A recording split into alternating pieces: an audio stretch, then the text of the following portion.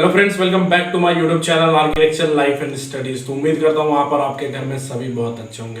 तो जैसा कि अभी आपने थंबनेल में देख ही लिया है कि आज हम बात करेंगे जेईई मेन में जो सेल्फ डिक्लेरेशन फॉर्म है उसे कैसे फिल करना है, या जेईई मेन पेपर 2 में आपको क्या क्या चीज़ें लेके जानी है, क्योंकि हम बीआर के बच्चों को बहुत कुछ लेके जाना पड़ता है साथ में एग्जाम देने के लिए, क्योंकि हमारे पास हमारा जो पेपर रहता है उसमें ड्राइंग भी रहती है। तो जो बीटेक के बच्चे होंगे, जो बीटेक के बच्चे बी आर्किटेक्चर भी दे रहे होंगे, जो देते हैं, उन्हें सेल्फ डिक्लेरेशन फॉर्म के बारे में पता होगा, या फरवरी में जिन बच्चों ने फॉर्म फिल किया होगा उन्हें भी पता होगा कि क्या है सेल्फ डिक्लेरेशन फॉर्म, वो कैसे फिल करते हैं और उनमें क्या क्या चीजें रहती है। अगर किन्हीं बच्चों को नहीं पता है तो वो डिटेल में इस बारे में देख सकते हैं, ठीक है। हर एक पॉइंट को अच्छे तरीके से समझ लीजिए कि आपको किसमें क्या फिल करना है, किसमें क्या चीज करना है, और क्योंकि ये बहुत इंपॉर्टेंट है, ये आपको फिल करना ही करना पड़ेगा, ठीक है।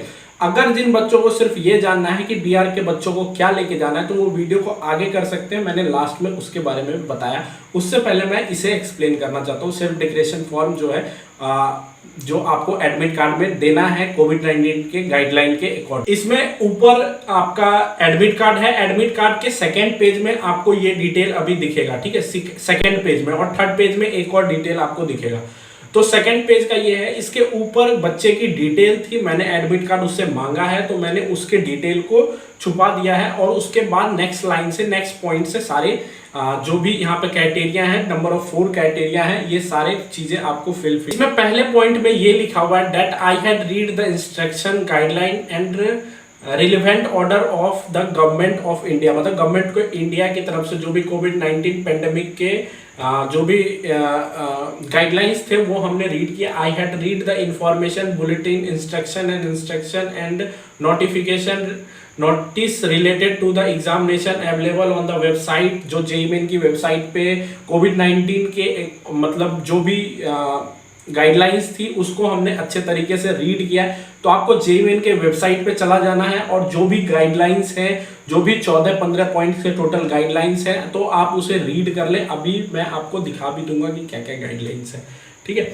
तो ये सारे हो गए हमारे जो भी पहला पॉइंट था। अब सेकंड पॉइंट में लिखा हुआ है जो भी आपने लास्ट 14 डेज के बारे में आपको बताना है कि इन सब चीजों में जो भी नीचे फॉलोइंग दिए हुए हैं सिम्टम्स, इनमें आपको टिक करना है। अगर आपको लास्ट 14 डेज में ऐसा कोई सिम्टम है तो, जैसे सबसे पहला है फीवर। अगर आपको लास्ट 14 डेज में फीवर हुआ है तो आपको टिक करना है।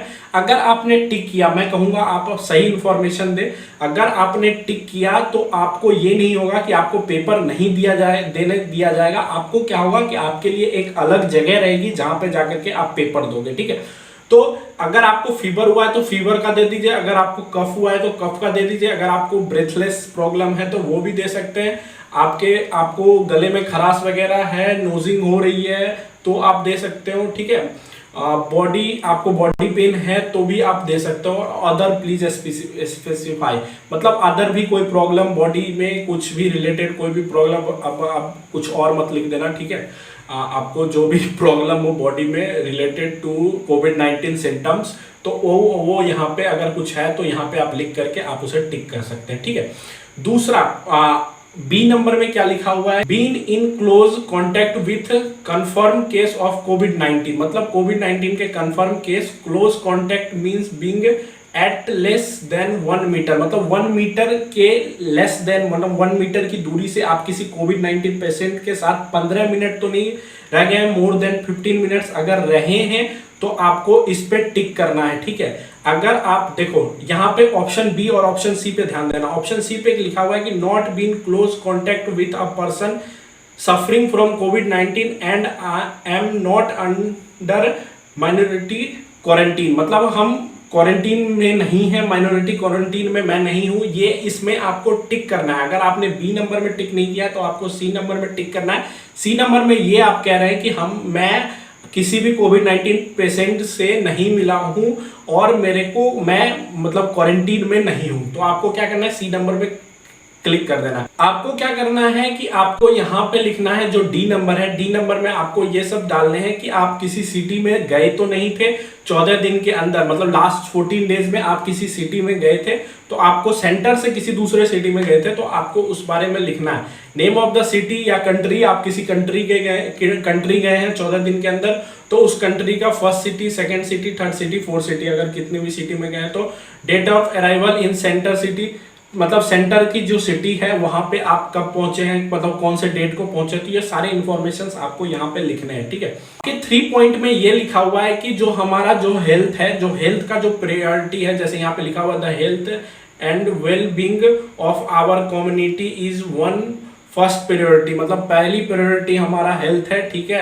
अगर ऐसा कुछ होता है तो आपको डिनाई कर दिया जाएगा एंट्री के लिए, मतलब डिनाई हो जाएगा। अगर ऐसा कुछ होगा, अगर ऐसा कुछ कोविड-19 वाला सिम्टम, मतलब कि क्लेम, अगर कोई कुछ भी चीज होता है तो सेंटर को ये अथॉरिटी है कि वो आपको डिनाई कर सकते हैं आपकी एंट्री को। ठीक है, I had read the detailed important instruction of the candidate as given as page number 2 advisory for candidates reading COVID-19 on page number 3 and I understand, मतलब पेज नंबर 3 में जितने भी डिटेल्स हैं, अभी मैं आपको पेज नंबर 3 भी दिखाऊंगा, वो सारे डिटेल्स आपको पढ़ लेने हैं। ठीक है, उन सबको डिक्लाइन करना है, मतलब डिक्लाइन करना है कि हाँ मैंने उन सब चीज़ों को पढ़ लिया है और मैं इससे सहमत हूँ।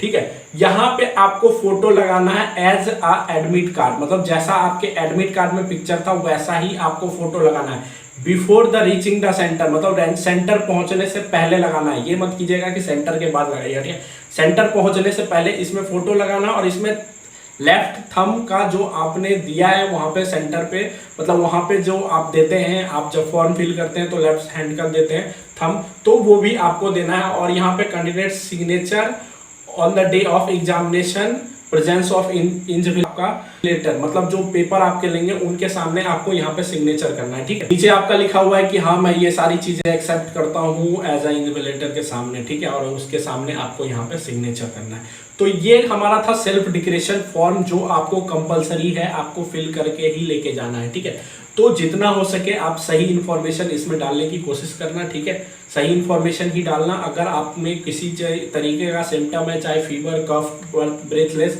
तो क्या किया जाएगा, आपको कहीं और बैठा करके पेपर लिया जाएगा, ऐसा नहीं कहा जाएगा कि आपको पेपर नहीं देना है। ठीक है, अब हम नेक्स्ट देख लेते हैं कि नेक्स्ट इसमें और भी क्या इन्फॉर्मेशन है जो हमारे बीटेक के, मतलब बीआर के बच्चों के लिए। इस नेक्स्ट पेज में जो 3 नंबर पेज है उसमें क्या क्या चीजें लिखी हुई है मैं वो भी आपको एक्सप्लेन कर देता हूं, आप खुद भी पढ़ लें अच्छे तरीके से। ठीक है, आपको कोविड-19 के कारण मतलब कि सेंटर पे टाइम पे पहुंचना पड़ेगा, जो भी आपकी टाइम होगी उतने टाइम पे आप पहुंच जाइएगा। No candidates will be permitted leave the examination hall before the examination, exam से पहले आपको लीव नहीं करने दिया जाएगा। ठीक है, 5वां इंस्ट्रक्शन ये कह रहा है, 5वां कि ऑल कैंडिडेट्स विल बी, जो मैंने आपको बताई ये पूरा चीजें आपको मिनिस्ट्री ऑफ जो एजुकेशन की तरफ से सारे गाइडलाइंस आए वो आपको पूरा रीड करना है। एडमिट कंटेंट्स 3 पेज के आपके एडमिट कार्ड होंगे, जिसमें आपका एक सेल्फ डिक्लेरेशन वाला होगा जो आपका पेज नंबर 2 में होगा, कोविड-19 page number 2, the important instruction for candidate page number 3। इस पेज नंबर 3 में आपको सारे इंपॉर्टेंट इंस्ट्रक्शन है। ठीक है, एडवाइजरी फॉर कैंडिडेट्स रिगार्डिंग कोविड-19 के जो भी रिगार्डिंग इंफॉर्मेशन है वो आपके इसमें 6 नंबर में यही चीज लिखा हुआ है। 8वें नंबर में आपको ये कह रहा है कि आपको उस लोकेशन पे एक दिन पहले जाकर के देख लेना है, जिससे कि आपका जो एग्जामिनेशन सेंटर है वो मतलब कि ये डिले ना हो, मतलब आप देर से ना पहुंचे। ठीक है, 10वें नंबर में ये लिखा हुआ है कि आपको वैलिड एडमिट कार्ड के बिना किसी भी बच्चों को एंट्री नहीं मिलेगा। और दूसरा पॉइंट ये लिखा हुआ है कि आपको वैलिड आईडी प्रूफ अपना रखना पड़ेगा, जिसमें आपका डेट ऑफ बर्थ रहना चाहिए। ठीक है, आप कैंडिडेट्स को क्या क्या चीजें लेके जानी पड़े, मतलब लेके जा सकते हैं, तो पर्सनल ट्रांसपेरेंट वाटर बोतल, पर्सनल ट्रांसपेरेंट वाटर बोतल आप ले सकते हैं। पर्सनल हैंड सैनिटाइजर 50 ml का ही सिर्फ रहना चाहिए। ठीक है, एक सिंपल ट्रांसपेरेंट वॉल पेन भी आप लेके जा सकते हैं। Admit card allow with self declaration form आपका रहना चाहिए, downloaded from the NTA website, clear print रहना चाहिए A4 साइज में। ठीक है, और फिल्ड इन, मतलब A4 साइज में पूरा फिल्ड रहना चाहिए सेल्फ डिक्लेरेशन फॉर्म। तो सेल्फ डिक्लेरेशन फॉर्म आपके लिए बहुत कंपलसरी हो जाएगा। एडिशनल पासपोर्ट साइज फोटो, एक एडिशनल पासपोर्ट साइज फोटो आपको लेके ही जाना है, ठीक है, जो कि आपके अटेंडेंस सीट में, मतलब जो कि आपका अटेंडेंस सीट होगा उसमें आपका डाला जाएगा, ठीक है। ओरिजिनल आईडी प्रूफ भी आपका कंपलसरी है। मास्क और ग्लव्स लेके जा सकते हैं आप, अगर आपके पास, आपको लेके जाना है। मास्क तो कंपलसरी है, ग्लव्स भी आपको लेके जाना है, ठीक है। तो ये सारी चीजें हो गई। अब हम देख लेते हैं आर्किटेक्चर में जो इंपॉर्टेंट, बाकी इसमें आधार कार्ड लिखा हुआ है, एडमिट कार्ड में सेल्फ डिक्लेरेशन फॉर्म्स के बारे में लिखा हुआ। अब हम बीआर के बच्चों के लिए देख लेते हैं जो ड्राइंग की चीजें हैं उसमें आपको क्या क्या लेके जानी है। For drawing test part 3 of BR the candidates must bring their own geometry box. तो आपको एक ज्योमेट्री बॉक्स भी, मतलब आप स्केल लेके जा सकते हो, ठीक है। Geometry box, pencil, eraser, colour pencil और क्रेयॉन्स लेके जा सकते हो। Candidates not be allowed to water colour, आपको यूज नहीं करना है, ठीक है। तो ये सारी इंफॉर्मेशन हो गई जो भी आपको आप खुद भी एक बार डिटेल में पढ़ लेना। डिटेल में पढ़ोगे वीडियो क्योंकि ज्यादा लंबी हो गई है, तो आप भी एक बार डिटेल में पढ़ लेना। मैंने सेल्फ डिक्लेरेशन फॉर्म के बारे में डिटेल से बता दिया है आपको, क्या किसमें क्या फॉर्म फिल करना है। ये आपके लिए बहुत इंपॉर्टेंट होने वाला है, ठीक है, बहुत इंपॉर्टेंट है क्योंकि ये आपको फिल करना है, ठीक है। ये आपको फिल करना है, ये आपके लिए बहुत इंपॉर्टेंट है।